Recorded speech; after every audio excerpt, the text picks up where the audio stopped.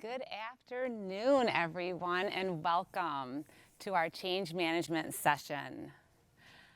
I am very excited and I'm very honored to have these three individuals here today to talk to you about their amazing program at Carilion Clinics Hospitals. And so with that said, hello.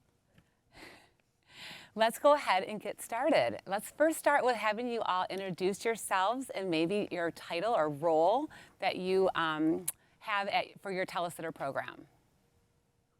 I am Shannon Robertson, and I'm one of the unit directors for virtual care operations.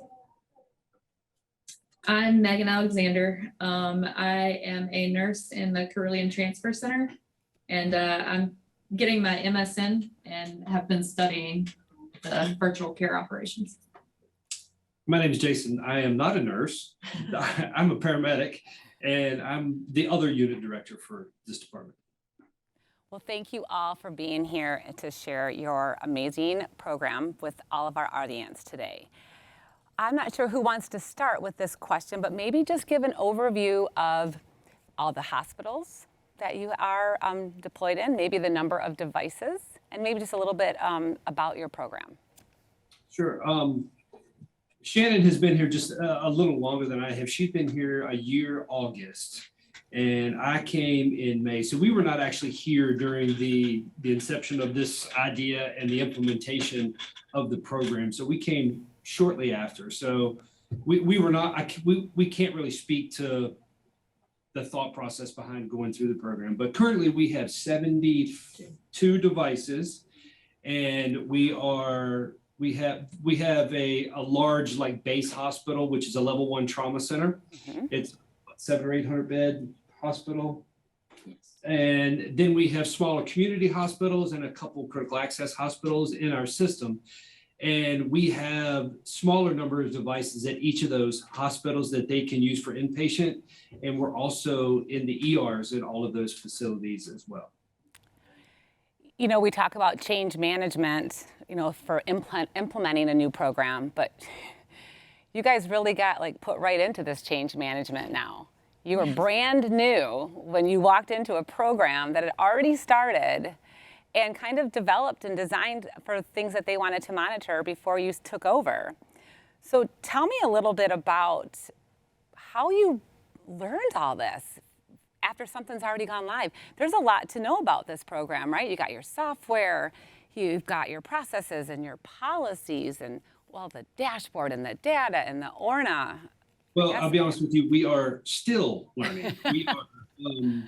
We are trying to get a hold of the data, and that's why Megan is here with us. She can speak to the data that she's been studying. But one of the things we found is we didn't really have a good grasp on our numbers and our fall prevention numbers and all of that. And the other thing we noticed is we had made this large purchase. We started with 48, mm-hmm. and then we went up to 72. And we noticed that even with the implementation of ERs, even with the implementation in the spoke hospitals, the community hospitals, our volume just was not there. And so we had to kind of get a handle on, you know, yes, we've had this big implementation, all the messaging has been put out originally, but how do we become a useful and a indispensable service to our system? So it sounds like once you guys took over this program, you identified early on one of the main things to be addressed was the utilization. Yes. So what are some of the things that you did or are doing to improve that now? Well, the biggest thing is I think in anything you do, you're going to be your biggest advocate. So if you're not engaged and involved and out there selling yourself, nobody's going to sell you for you.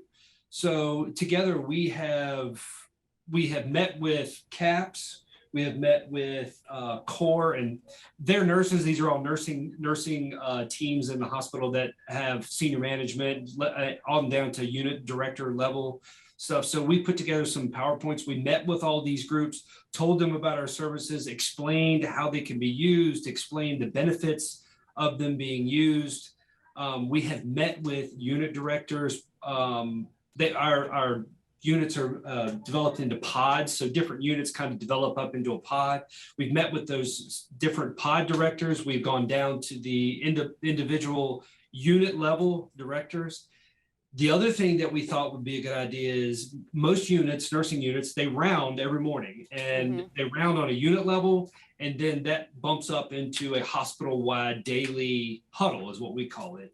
And that has to do with throughput. So what better way for them to identify people, and we made sure they had our inclusion exclusion criteria, but what better way for the charge people and the unit directors as they're rounding to identify people that are prime candidates for our service, so they can then elevate that up during huddle and let us know, and we can contact them and tell them and try to work with them to get on our service. The other thing we did is we have a couple people that are really good car salesmen. And we basically started off, and they basically cold call people. We are able to figure out through teletracking and the huddle numbers where the needs are for one-to-one sitters, and they pretty much sit around and call and say, hey, how you doing? We'd love to talk to you about so-and-so patient and find out some information and see if you can use our service. And some people are receptive to that. Some people are not so receptive to that, and they ask questions like, what can I say to get you off the phone? And, but that is actually done really well, surprisingly enough. And we make sure they understand about the trial period. We make sure they understand about, how this can alleviate them from having a staff member in just one room that they can use for numerous rooms if we have a camera in there.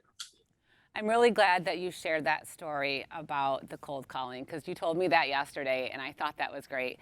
So are those your monitor staff or the virtual observers that are actually doing those cold calling? So they're the ones, huh? Yes. That's amazing. So Jason, what I'm hearing too is that, again, I think Carilion went live in 2021. You guys came in August of 2022, right? And you're still going back to places and still going to leadership and still going to management to really continue to, bring awareness to your program.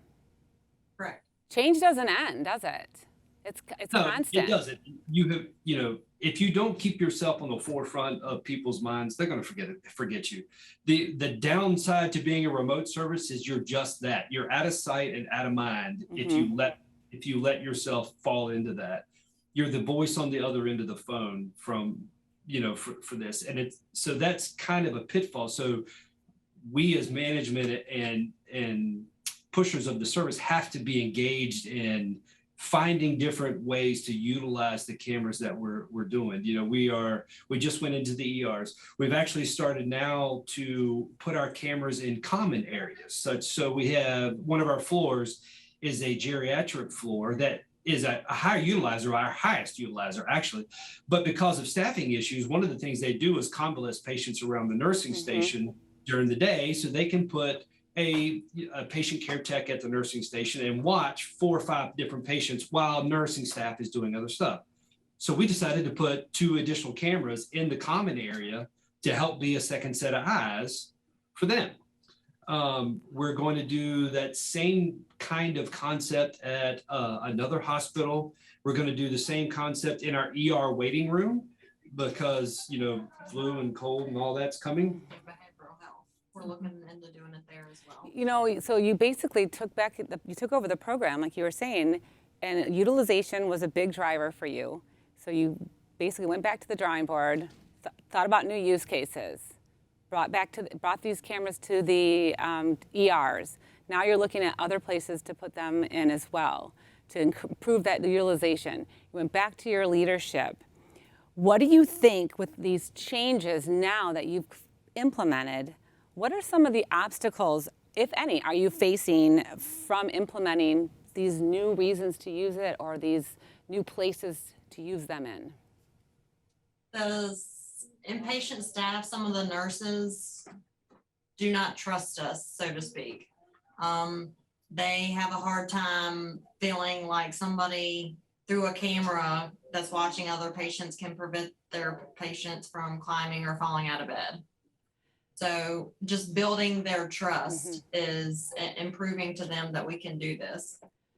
trust is a big one. You're right, between the monitor staff and the nursing staff, those boots on the ground nurses.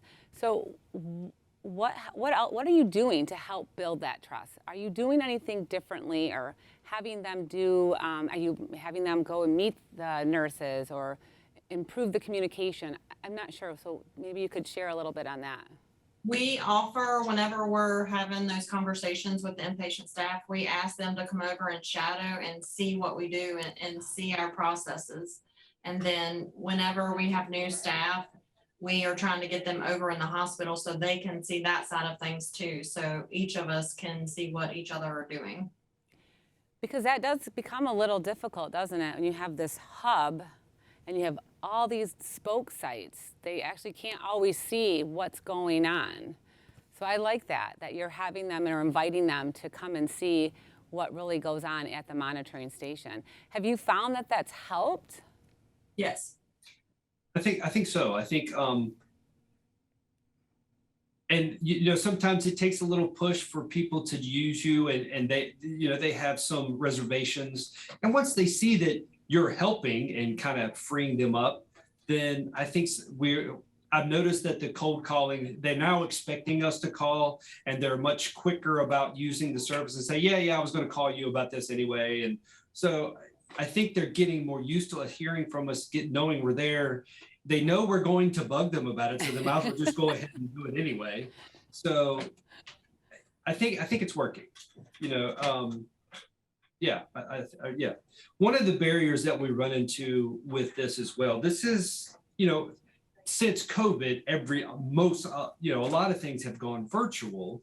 Mm-hmm. So one of the things that we're running into is you're breaking into new grounds where there's no previous history for anybody to go off of as to whether it works well, does it work good, what different groups do you have to get okay from. So, you know, when you're talking about behavioral health, that's a whole different set of accrediting bodies that you have to deal with when you're then inpatient folks. So that's kind of where we were hoping to break into. We can do common areas, but we still have not figured out yet, how do we put cameras in behavioral health into private rooms? Because then you get into consent issues that you don't have, and privacy issues that you may not have inside the hospital. So we think we can pretty well do behavioral health group sessions for staff safety. To the way the building is designed, there's some blind spots would be a good place to have cameras to keep patients from exiting. They do have security cameras, but nobody's watching those 24/7 like what we are. Mm-hmm. So there's a lot of opportunity out there to use these for staff safety as well. Oh, that makes me extremely happy. ER nurse back in my day, and workplace violence from patients to nurses is underreported. We know that. So thank you for looking at that, continuing to, you know, improve upon that. That's amazing. And I'm sure the staff will appreciate that. So again, back to some more change management. Like we're not part of this when your leadership or the stakeholders, you know, endorse this new program, this change. And we know that needs to continue, right? They need to continue expressing the change, you know, modeling the change, enforcing the change. What about your hospital's culture? How does it contribute to your success now as you keep evolving your program? How does the culture in general, like overall culture of change and change management, how is that working for you with the leadership and the stakeholders that were originally maybe involved in this, that brought this program, this AvaSure program, into your system? Well, I'll be honest with you, I don't even know who they are, to be honest with you. But you know, I think trust is the biggest thing. Mm-hmm. If you can build that culture of trust between us and the staff. And it's one of the things I would tell you that I was really amazed about. You would think that the folks watching these cameras, they're just watching a camera. They're not really vested in anything. They're just watching to make sure a patient doesn't really do anything. One of the things I quickly found out was the folks that are watching this camera, they are they understand more about these patients probably than even some of the nursing staff do. They're watching them 24/7. I've had folks tell me routines. They know where they're getting to go next, what their daily routine is. They talk to the patients every day. They've heard family stories from the patients every day. So it's amazing that the people watching these cameras have a vested interest in the safety of these patients.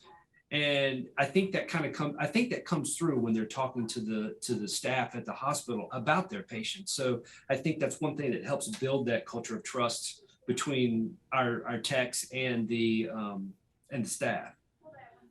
I agree. It's a very intimate relationship that the monitor staff have with that patient. You're absolutely right. They are eyes on all the time. So that is a trust thing, and you're right. That has to hopefully your nurses are seeing that and they're hearing that, and that's going to continue. I know you have some great data to actually share, Megan. So I want to talk a little bit about that, because and let's first talk about the metrics that you are looking at to improve upon your ongoing evaluation of your TeleSitter program. You know, I looked at your data today, and you do watch a lot of patients for falls. So why don't you share some of the information and some of the data that you have for your program?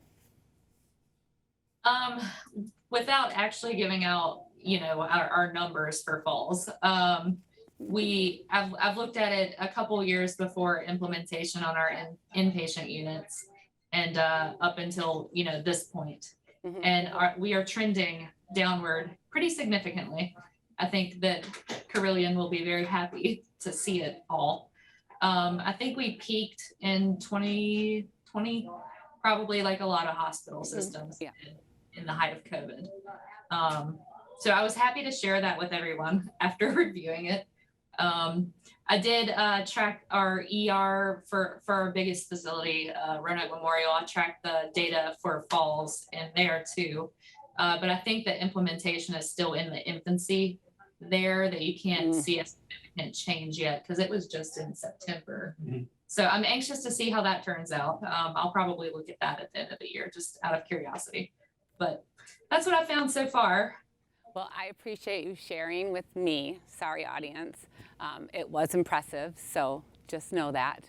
And it's great, right? And hopefully now, once you are able to share that with, you know, your leadership, how are you going to do that? How are you going to get this information out to the managers and the frontline staff? Because again, I think this is another opportunity for them to see that this is working. One of the big things that we found is, you know, if I have 72 cameras and my utilization is 20 across the system, then it behooves me to try to figure out a way to show the bosses bang for the buck. You know, nobody wants to buy 72 cameras and you only use 20 of them. So that was one fold in our utilization. The other way to show that this was a worthwhile purchase, which I just found out the other day, you can actually put a dollar value on each patient that falls, which you start talking about getting into somebody's wallet, people start paying attention. And if you talk about the money you're saving them in their wallet, they pay more attention to what you're doing. So if I'm correct, and please correct me, I think it's $3,000 for every fall prevented, something like that. I think is the term, is the dollar value I heard, and it's more than that for any fall with an injury. That, you know, so if you have if you look at your falls prevention and then you have an X dollar value, then you can show, you know, a tangible amount of money that we have saved the facility on having to deal with the consequences of a patient that fell, which you know usually perks people's ears up. Yeah, it would perk mine up too. So what about sitter reduction? Megan, have you looked at that? Or are you guys just looking right now at falls?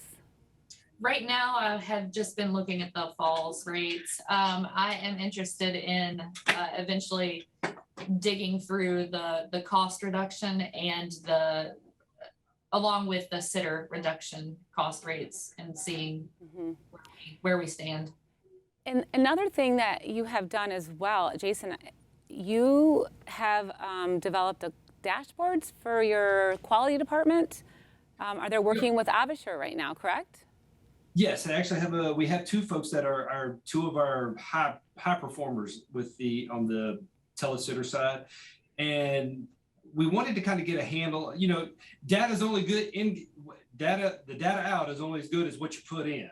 And what we noticed was that we were over documenting. So we were over representing our fall prevention stuff. So we wanted to kind of get a handle on that so that we could, so when folks like Megan come to study our data, they're actually putting out good information because of what we're putting in.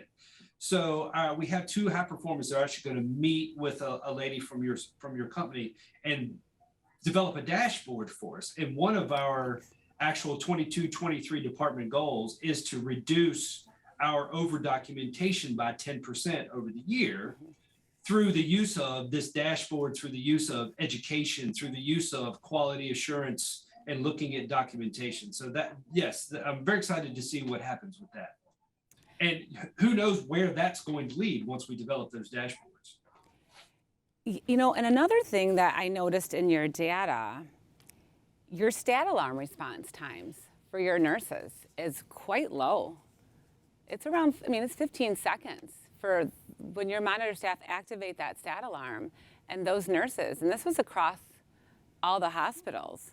So every day at 11:30, we do a daily huddle through all of the memorial, and then earlier in the day, we do huddles for the outside facility hospitals, and we give them the numbers of the response times, the stat alarms. So everyone is seeing those numbers. So it's looked at.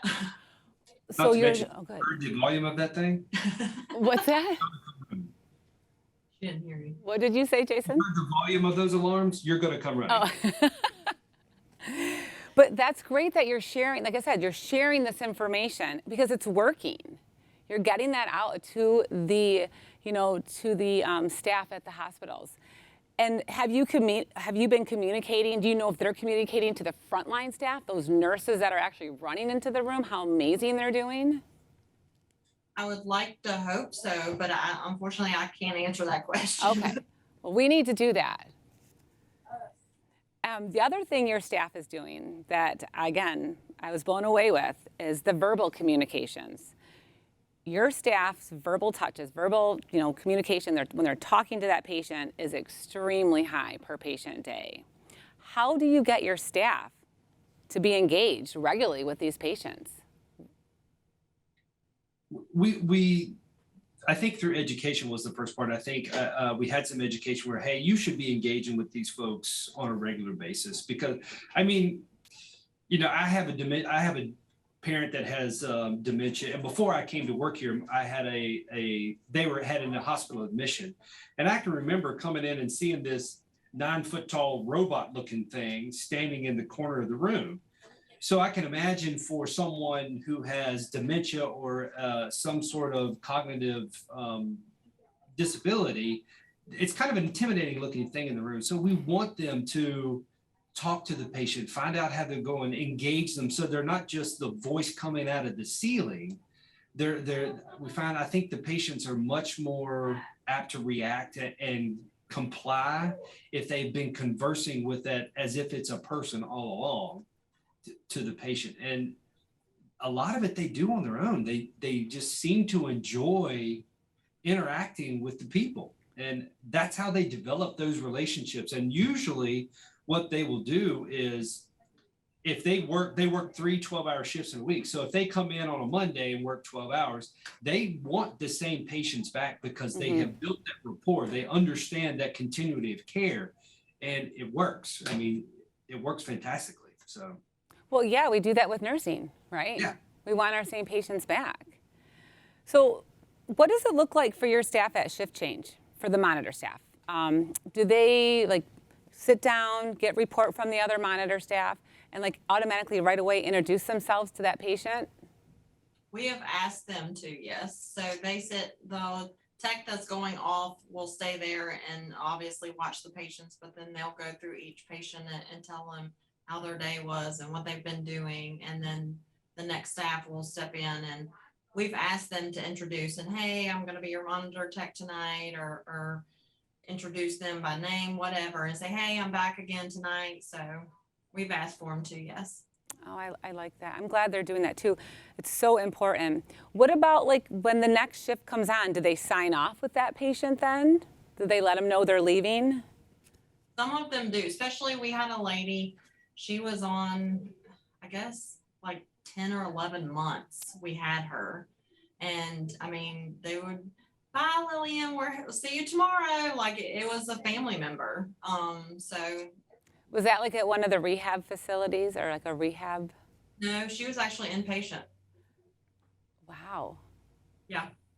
We've had several patients that they've had for 200 plus days, almost, we had one fellow that was there for almost 300 days. He wore an Oscar the Grouch hat all the time. So every day when I came in, I'd go over there and say, how's Oscar? And they knew his routine, and he had his little Oscar the Grouch hat on. He laid a bed on. It was kind of funny, but yeah, they checked on Oscar, every few hours and asked him how he was doing.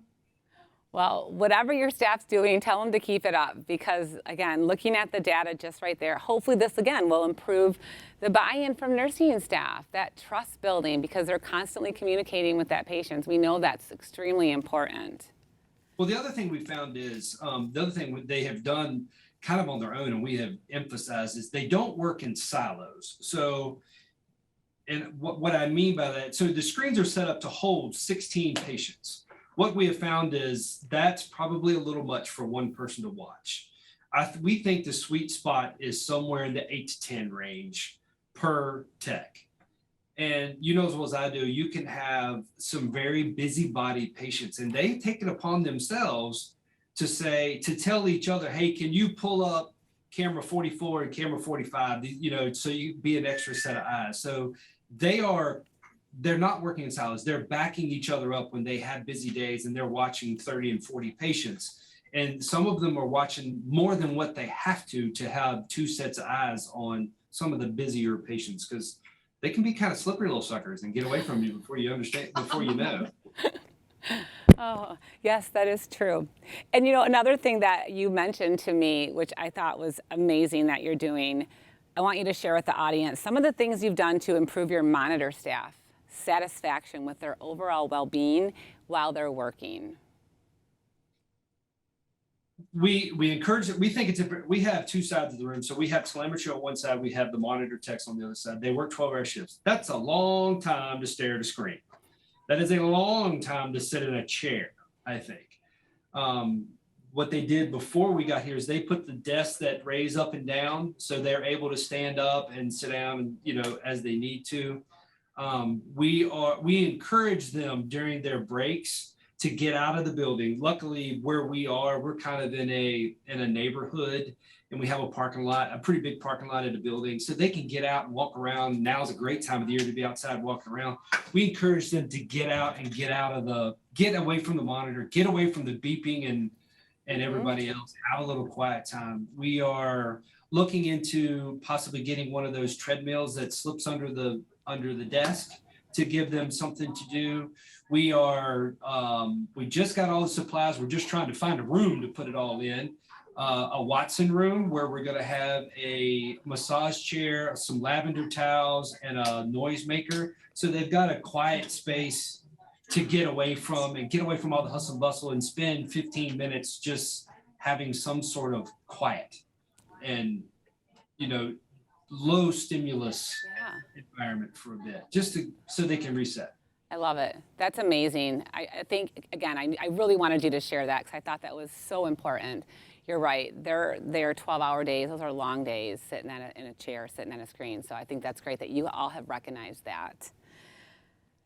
So what would be the impact on your staff and patients if you didn't continuously evolve and develop your TeleSitter program? So you've looked at it, you're working on some things. Have you started to think about the next steps you want to take and the next things that you want to change or improve upon for the entire program?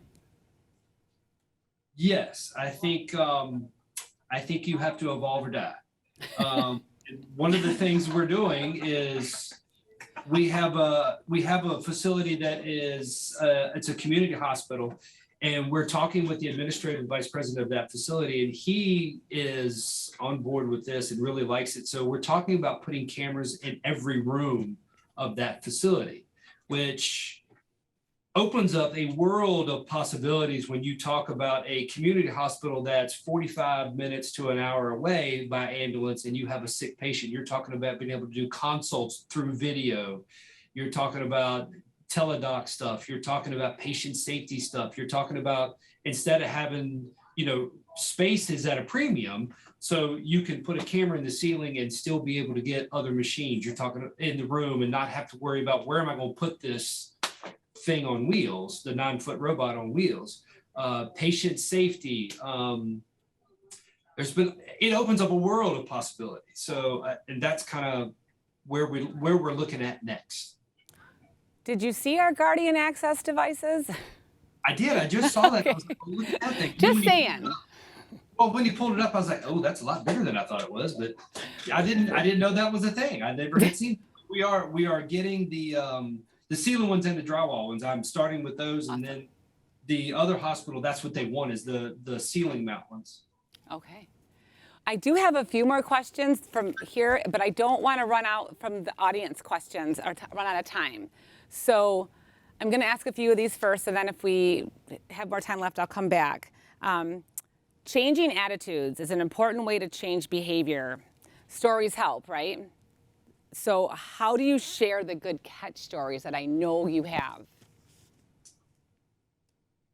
Well, I'll tell you a good one. We had in the hospital, our folks were watching a patient who was watching for possible substance abuse, and they noticed that paraphernalia was coming in and out inside of a rabbit. And they're the ones that caught that. And I'm sorry, it was a baby doll. And they noticed that the baby doll kept getting switched out and that the patient's behavior would change after the baby doll gets switched out. The nursing staff at the hospital actually recognized and put in and brought that to an attention and said, hey, good catch. And we try to make a big deal out of that when we have our monthly staff meetings and say, hey, you guys, this was a great catch. This is what they did.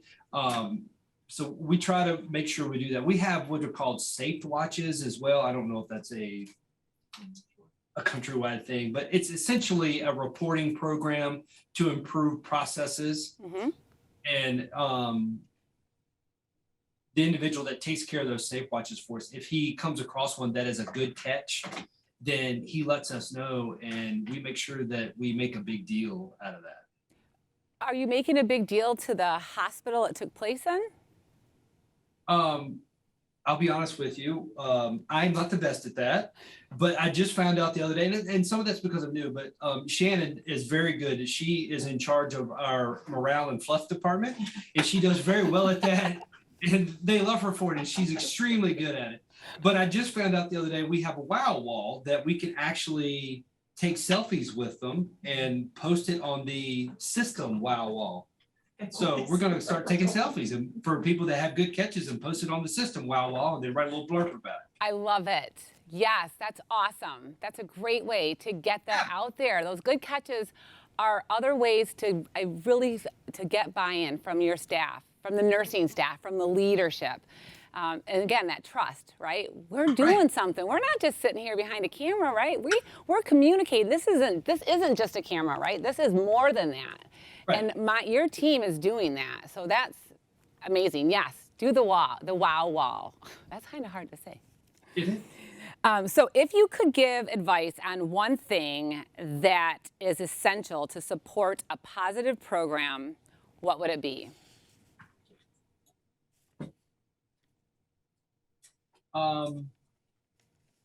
One, you got to sell yourself. You have to be your advocate. No, nobody is, you can put out pamphlets and you can send out emails and you can put out newsletters or whatever, but you have got to be the one that drives for the change, that drives for your people and to show that you are a necessary and can't do without service. And then the other one I would say is you have got to have buy-in from your people. If you don't have buy-in from your people, and we have some really good, really, really good people, if you don't have buy-in from your people, nothing you do is going to work. Do you mean buy-in from your monitor staff?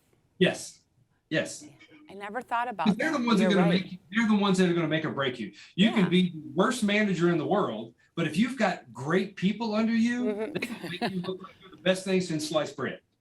And the converse is true as well. So that's why it's really important for our folks to have buy-in and get what they do is important. That it makes a difference. Yeah, it's not a job. It's not just a job to them. It's more than that.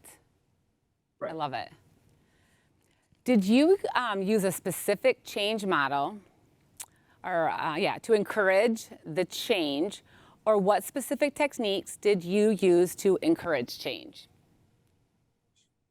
And I think we maybe want to, maybe the change of adding the maybe it's just giving an example like those interdisciplinary rounds, right? That's a big change that you had done for all the different units, correct? It is, and we tried to. Yeah. How can we? The biggest thing is how do we fit into somebody's to get our service out there and get ourselves on the forefront of their minds without adding work to their day. We all know that nursing is incredibly busy, and the last thing they want is you to come in and just add something else that they got to do. Nobody wants that. So that was our driver for that. How do we? We're there to help them. Right. Mm-hmm. We don't want to add to it. We want to help, and so that's how we figured out how do we fit ourselves into what they're already doing. Yeah, don't make me do something else, right? Don't change my process. Don't change my workflow. I don't have time for that. If people don't like change, so if you're going to do some change, you make it as easy on them as you possibly can. So really no model. You just decided you knew the nurses. You knew that we need to fit into what they're doing. He's married to one. That so helps, doesn't it? I'm surrounded by them. Oh my gosh, I love it. All right, I had another question. Changing attitudes. While tracking the data, how do you share program data, with staff, and how does this assist in supporting the trust behind the program? I mean, I think we kind of talked a little bit about that, but do you have anything else to add about, again, sharing those good catches? Now you're going to be using that, I think, the system wow board to build that trust. But other things that you're doing for the data? We are, I will be honest with you, we are just getting a hold of that. We are going to use Megan's data to help drive the purchase of, and hopefully help the cause for the implementation of every room at the community hospital. That's one thing we're going to do with it. I think before I came here, I was in the fire service, boots on the ground fire service guy. And I was a leader in the fire service. The boots on, certain people care about certain things. So a lot of managers and the higher ups and folks, they do care about the data. They care about seeing the data. They care about seeing the numbers, the fall prevention, things like that. And we want to supply those with them. The boots on the ground folks, a lot of times don't see that. They care about the anecdotal stories that you're telling that they hear from their coworkers, or that the experiences they're having with the individual telesitters. I think that's a lot of what's driving their thought process. And the use of our service is nurse driven. So that's the other thing we try to point out to them is that this is a nurse driven service. The physician can say we want a sitter, a one-to-one or whatever, but it is also, they can do that without a physician order. So if they think it's safety is an issue, they can drive that. So we want them to have good experiences because that's what they're sharing with each other.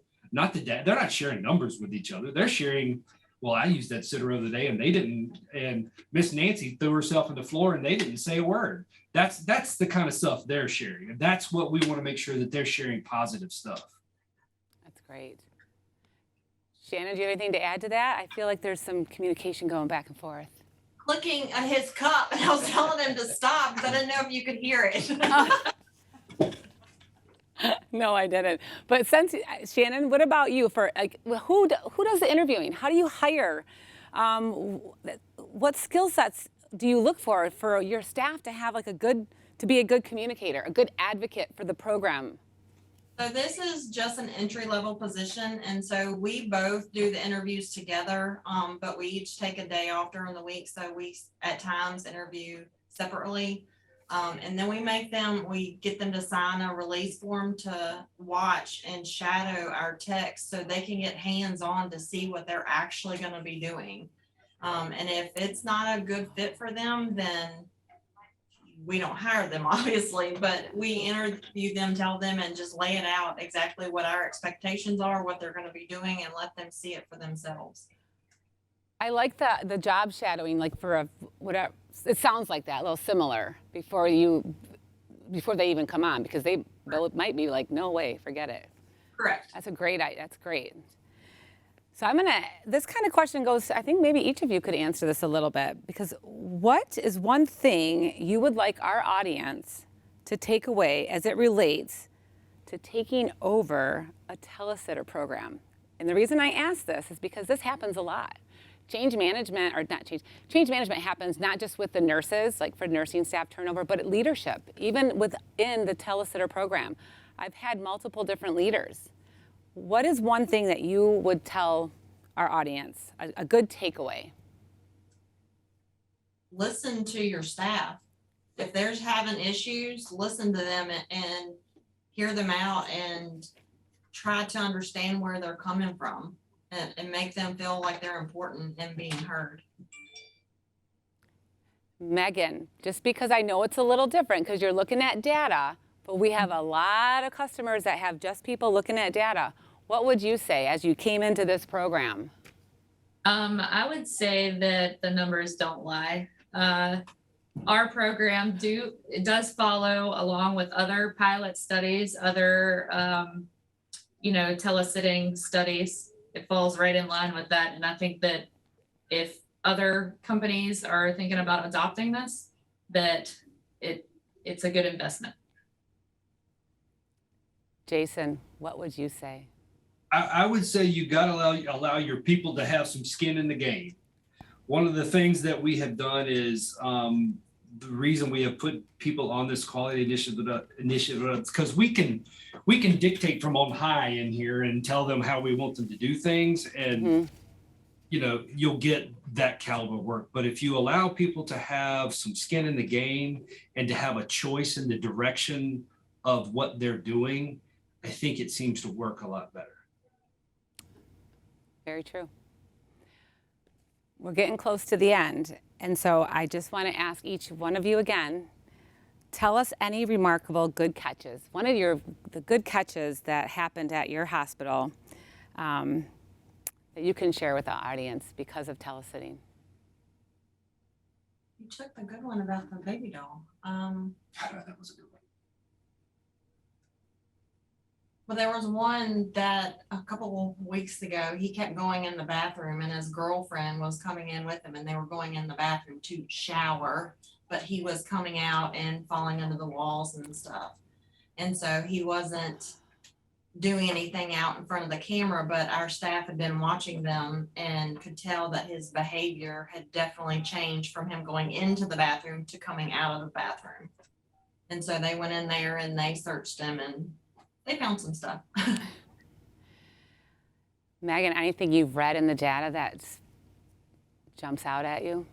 No, I have a personal story with the telesitters. My grandmother, who passed away this past year, but she fell and was in the hospital and mildly demented at the time. And I think that the telesitter really comforted my grandfather when he was in there with her. So I think that's also something they don't feel as lonely. I agree. Jason, I have a few seconds.